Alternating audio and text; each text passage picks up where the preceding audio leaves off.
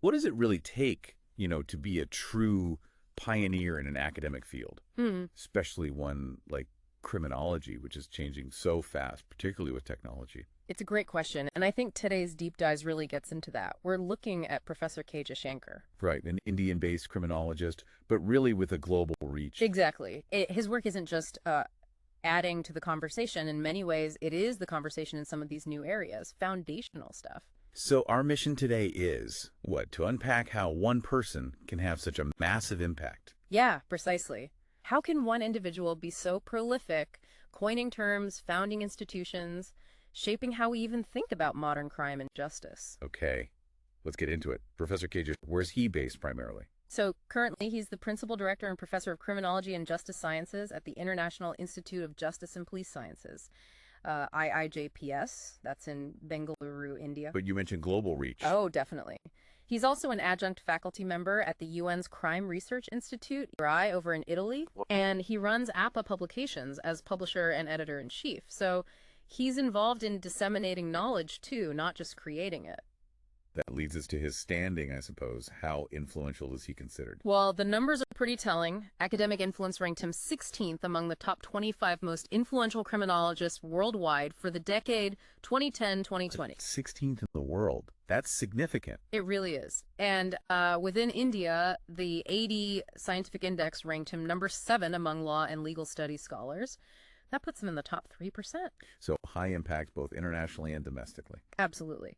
And it's backed up by recognition. He was an international ambassador for the British Society of Criminology back in 2015. Okay. He got the Nasi Scopus Young Scientist Award in 2012, a Commonwealth Fellowship at Leeds in the UK. Right, 2009-10. I saw that. Yeah, and he was even a discussant at the big Stockholm Criminology Symposium in 2012. So he's been on that global stage for quite a while. Which brings us back to that pioneer idea. How does someone become foundational like that? I think a huge part of it is his role as a founding father of several new academic areas. He didn't just join fields, he actually created them. By coining the term. Exactly, giving them names, definitions, initial frameworks. It starts there. Let's take the big one first. Cybercriminology. He coined that. He did, way back in 2007. 2007. Wow. What was happening online back then? MySpace. Uh-huh. Early Facebook. Pretty much. And he defined it as the study of causation of crimes that occur in the cyberspace and its impact in the physical space. Impact in the physical space. That's key, isn't it? Even back then. Crucial. It wasn't just seeing cybercrime as something happening over there in the computer. It was about the real world consequences. Very forward thinking for 2007. Really laid the groundwork. Absolutely. And then building on that, in 2015, he coined cyber victimology. Okay, so focusing on the victims of online crime. Precisely. Defined as the study of forms of online victimization, its impact on victims, and responses of society and systems. Again, looking at the whole picture, the acts, the victim, the societal reaction. And these aren't just terms, right? There's theory behind them. Yes, his space transition theory is central here. Space transition theory. What's the core idea? Basically, it suggests that people might behave differently often with less inhibition, maybe more riskily, when they move from a physical space to cyberspace. Because of anonymity. Or feeling detached. Both, potentially. That perceived distance or lack of immediate consequence can change behavior. It's a really powerful lens for understanding why certain crimes happen online. That makes a lot of sense. Okay, so cybercriminology, cybervictimology, but the list goes on, doesn't it? And quite recently, too. It really does. It shows he's not slowing down. In 2023 alone, he's credited as the founding father for 3 more fields. 3 in 1 year. Yep. Therapeutic criminology. Which is about healing, rehabilitation. Exactly. Using therapeutic approaches for both offenders and victims, moving towards restorative justice ideas. Okay, what else in 2023? Theological criminology. Religion and crime. How faith intersects with understanding crime and justice. That's the core of it, exploring those connections, how religious beliefs influence behavior or societal responses to crime. Fascinating. And the third from 2023. Political victimology, looking at how political power structures and processes can actually create or contribute to victimization. So victimization not just by individuals, but by systems, by political action or inaction. Right. It broadens the scope significantly. And then there's one from just this year, 2024, the one that sounds, well, different. Ah, yes. Microbial criminology. Microbial criminology. Okay. You have to unpack that one a bit. Microbes and crime. Yeah, it sounds maybe a little startling at first, but it's not saying, germs make people commit crimes directly. Right, I wouldn't think It's so. more about exploring the potential links between, say, our microbiome, the bacteria in our gut, for instance, and certain biological factors that might influence behavior. Like impulsivity, Or aggression levels. potentially, things like that.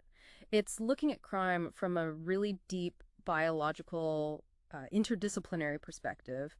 Could it open up new avenues for prevention, maybe intervention related to things like diet or health? Wow, that's really pushing the boundaries of the field.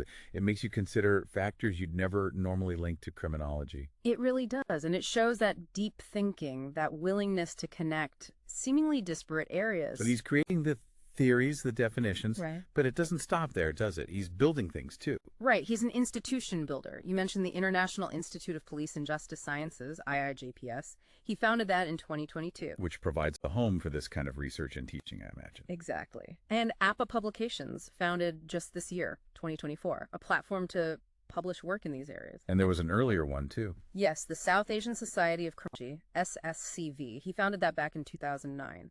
So there's a long history here of creating the structures needed to support these fields.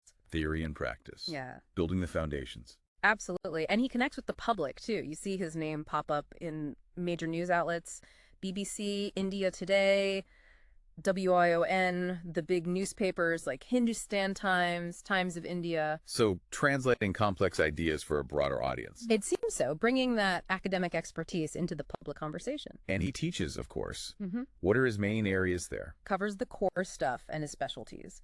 Theoretical criminology, victimology, cyber criminology, and also crime mapping. Crime mapping, Right. using GIS, I assume. Yeah. Geographic information systems, crime analytics. His research interests are really broad, covering all this, plus crime science, justice studies, crime prevention, policing. It's a wide net. And he travels extensively for academic work. Oh, yeah. The list is long. Singapore, Australia, Spain, Korea, Sweden, Netherlands, Italy, South Africa, UK, Thailand, Turkey, Israel, Canada, the US. Wow. That really underscores the global criminologist title. He's constantly exchanging ideas internationally. Definitely fosters that global dialogue. Okay, so we have this picture of a highly influential, incredibly productive academic, a real heavyweight. Mm-hmm. But there's a more human side too, right? Something surprising. There is. And it's quite relatable, I think. Apparently, Professor Jaishankar enjoys creating memes. Memes, seriously. Seriously, academic memes, specifically. He even runs a Facebook page called Academic Memes. Slight chuckle. Okay, I did not see that coming. Right. He also enjoys singing, listening to music, walking, cycling, normal hobbies. It's kind of great, actually. It reminds you that behind these huge academic contributions, there's a person with a sense of humor and everyday interests. Exactly. It adds this layer of personality, connects the academic rigor with something, well, very contemporary and human. So let's try and wrap this up. We've looked at Professor K.J., an academic who's not just studying crime, but actively defining new ways to understand it. Yeah, from the digital world with cybercriminology and victimology. All the way to the biological, with something as cutting edge as microbial criminology. He's creating the language, the frameworks, building the institutions, really shaping the future of the field. And why does this matter to you, listening? Well, his work helps us all make sense of crime and justice today. It's complex, it's changing fast, and we need these new tools and perspectives to respond effectively. So maybe a final thought to leave you with.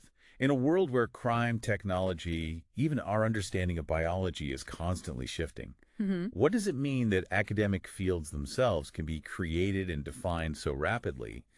And how might these really interdisciplinary ideas like linking microbes to criminology, Right. how might that change our fundamental understanding of why crime happens or how we treat victims and offenders down the line? Definitely something to think about.